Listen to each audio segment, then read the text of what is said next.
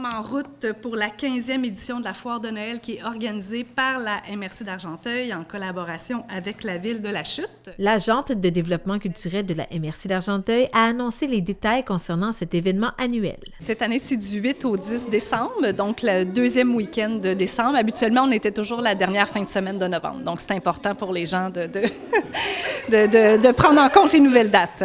Oui, parce que est-ce que vous croyez que ça va avoir un impact sur les ventes? On se rapproche de plus en plus de Noël. Avant, c'était à la fin novembre.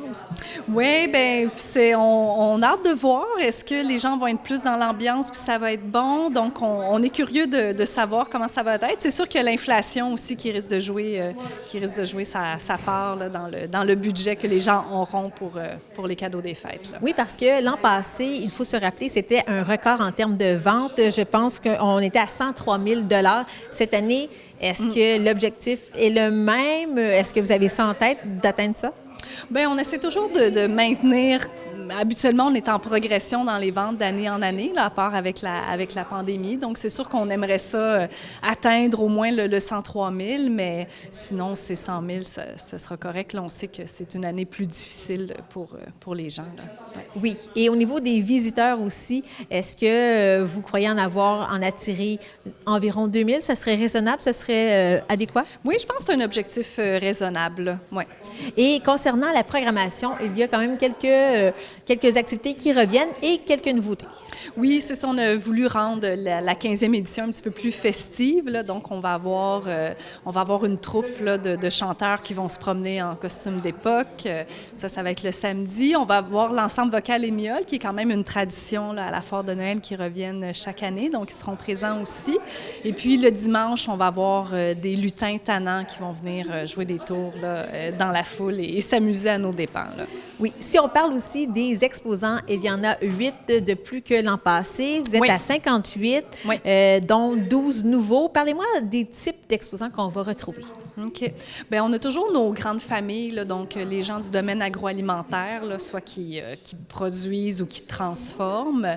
Donc, c'est ça. On a au niveau des arts visuels, on a littérature, on a 4 auteurs, on est métiers d'art, puis au niveau des arts textiles aussi, là, on va avoir des exposants. Et comment est-ce que vous faites pour vous renouveler, aller chercher de nouveaux exposants?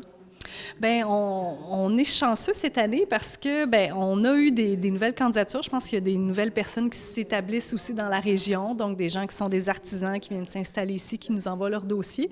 Donc ça nous aide à se renouveler parce on a des nouvelles personnes.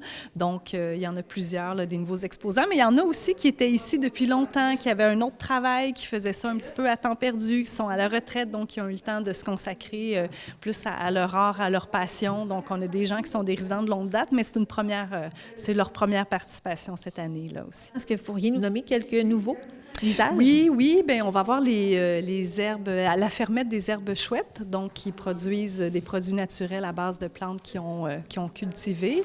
On a aussi une autre entreprise agroalimentaire de Grenville-sur-la-Rouge, la fermette du Pape. Donc, eux, c'est des confitures, des beurres à base de fruits qu'ils cultivent, aromatisés aux alcools du Québec. Au niveau du bois aussi, on a 2 nouvelles personnes, là, donc Papy Bois et Monsieur Lefebvre, donc qui travaillent le bois depuis des années, qui n'ont jamais participé à la foire, mais qui ont un petit peu plus de temps, qui nous ont proposé leur candidature cette année. Donc, il y a aussi ces gens-là. On a 2 sculptrices aussi, une qui sculpte du bois et qui fabrique des gnomes, et puis une autre qui fait plus des ornements de Noël, mais avec de la pâte polymère, mais aussi, elle sculpte tous ces personnages, fait ses propres moules, les peintures. Donc, c'est ça, l'offre va être assez diversifiée. Là. Mon nom, c'est Valérie Lauzon et le nom de mon entreprise naissante, c'est Val Création.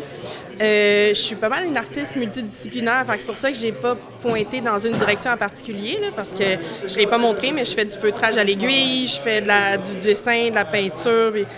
Bref, j'ai amené juste un échantillon aujourd'hui de sculpture. C'est votre première participation à la foire. Oui. Est-ce que vous trouvez ça excitant?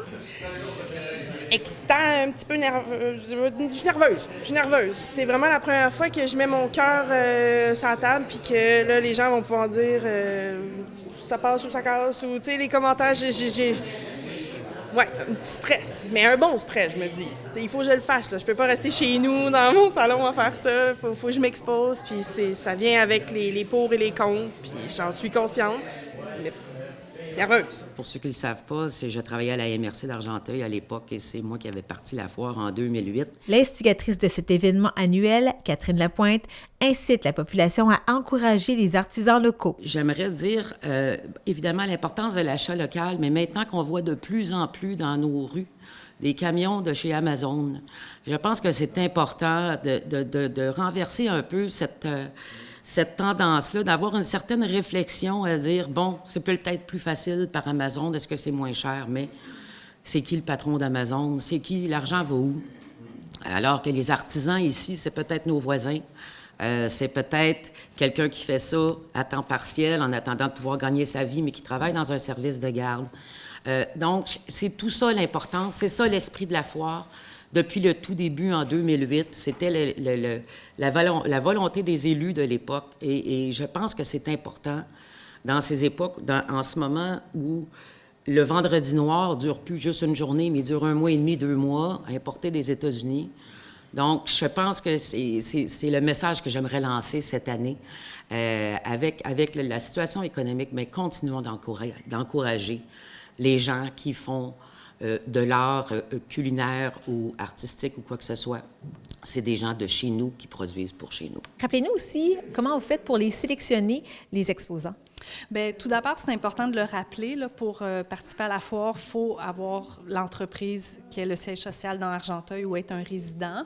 Donc, ça, c'est un critère d'admissibilité. Ensuite, au niveau des critères de sélection, mais c'est le degré d'intervention sur la matière. Donc, plus une personne part de la matière première et la transforme, c'est important pour le comité. Évidemment, la qualité du produit, l'esthétisme, l'originalité. On essaie aussi de proposer une diversité. Donc, je dirais que c'est les principaux critères là, qui interviennent au niveau du choix des exposants. On incite les gens à apporter de l'argent comptant. Oui, bien oui, c'est toujours une bonne idée là, d'amener de l'argent comptant à la foire. Il y a beaucoup d'exposants qui n'ont pas le système de paiement par carte bancaire. De plus en plus d'exposants l'ont, mais c'est quand même mieux de prévoir. Là, oui. Puis d'amener des sacs réutilisables aussi. Donc, on essaie de rendre l'événement plus éco-responsable. Là, donc, amenez vos sacs réutilisables. Et si les gens ont faim sur place, il y aura le bistrot. Oui, le bistrot Luby va offrir là, sandwich, salade, soupe pour les visiteurs. Là. Donc, il va y avoir moyen de se sustenter sur place. Donc, du 8 au 10 décembre, le vendredi, on ouvre à 16h jusqu'à 21h. Le samedi, c'est à partir de 9h le matin jusqu'à 5h le soir. Et puis, le dimanche, on débute un peu plus tard, donc 10h et on ferme à 16h. Je pense qu'on peut dire cette année qu'on est devenu réellement de façon incontestable, un incontournable ici dans la région. Un incontournable non seulement pour faire connaître les spécialités agroalimentaires, mais aussi le savoir-faire de nos artistes, nos artisans locaux. La foire de Noël se déroulera exceptionnellement au sous-sol de l'église Sainte-Anastasie située au 174 avenue Béthanie à La Chute, car l'accès aux locaux de la polyvalente La Vigne et de l'école secondaire régionale Laurentian est impossible en raison de la grève du Front commun prévue du 8 au 14 décembre.